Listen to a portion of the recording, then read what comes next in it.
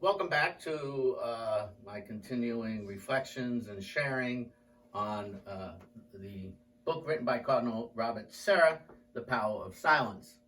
And I'm beginning today by maybe jumping to the high point of quiet and our prayer life and our relationship with God, when Cardinal Sarah said, "There is nothing little, meeker, or more silent than Christ in the presence of the host." Having been a priest for so long and having keys to the church, it is a great blessing to go into the church whenever I want and encounter as much silence as I want. And I'm no great mystic of any sort, but it certainly has showed me many times the presence of God is so full in the quiet of a church. I regularly will challenge parishioners in a homily that I will give them $1 if they can, for 30 days, go into an empty church and spend 15 minutes alone. And one guy took up that challenge. He said he did it, and I owed him $1. Well, I still owe him $1 because I don't think I'm going to pay off. But anyway, that's another point for another homily. But when we could look in the order of nature as much as we want at a host, but we're not going to see anything. We're not going to hear anything. All that is an interior dimension and an interior experience. In the presence of God, in silence, we become meek and humble of heart. God's meekness and humility penetrate us, and we enter into a real conversation with Him. Humility is a condition and a result of silence. Silence needs meekness and humility, and it is also opened for us the way to these two qualities. The humblest, meekest, and most silent of all beings is God. Silence is the only means by which to enter into the great mystery of God. You know, we can't blame ourselves. We can only work with ourselves. And it's like a lot of things that we have to learn. It can be painful. Learning how to ski can be painful. But the more you learn, the more confidence you have. The more confidence you have, the more you learn. And so there's only one way to learn to have a prayer life, and that's to pray. And to make time, and to make space, and to empty self, and all these kind of things. And we can't expect results the way we would in any other dimension. It's not going to happen. We have to just put in the effort. We have to put in the time.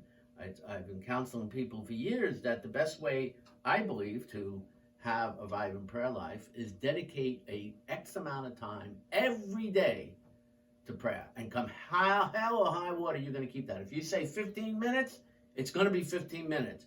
I don't care if you think you're doing anything or don't do anything, but you're not going to move from that chair. You're not going to move from that space where you want to be in prayer, because the desire is important. And then, of course, if you want to extend it, you extend it. But God will show up. Not in the way that maybe you want or think, but He will show up. And over time, you will have your own inner dictionary with God. You will know how to interpret what the silence has told you. You will recognize God's actions when you're, quote unquote, outside of formal prayer. Part of this is to welcome Jesus into your silence. Welcome Him. You know, you could use the image of the cave in Bethlehem. You see, it's just a cave, but it welcomed Jesus. Well, you may not be much, but you can welcome Jesus. That's your great dignity. Today, we content ourselves with performing rituals that have no effect on our everyday lives because they are lived without recollection. And he's talking about liturgies here, without interiority and without truth. The inhabitants of Jerusalem did not understand the profound significance of the visit from the Son of God. The people indulging their passions and their political ambitions were demonstrative, superficial, and noisy. The people did not welcome Christ in their souls. They indulged in a mere demonstration of colorful and excessive force. The most difficult thing is to love Jesus in spirit and in truth, so as to welcome Him into one's heart into the depth of one's being. True welcome is silent. It is not diplomatic, theoretical, or sentimental. I know for myself, I've been part of many parishes and parish councils. I detest lawn signs. I detest any methods of Madison Avenue that somehow think it's going to evangelize. Now, I understand my opinion is somewhat extreme, and I certainly wasn't in the position to stop people from doing things. But having worked in the media for so many years and just having a sense of communication, anytime we use a superficial mean, we superficialize the word. Anyone, of course, is free to disagree with me, but I have a particular disgust of lawn signs.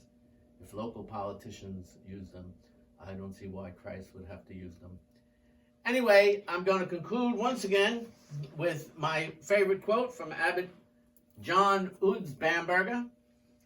The truth is that we can find lasting satisfaction only in the service of that person who alone can fill the measure of our radical solitude and who is accessible only in silence. Thank you and goodbye.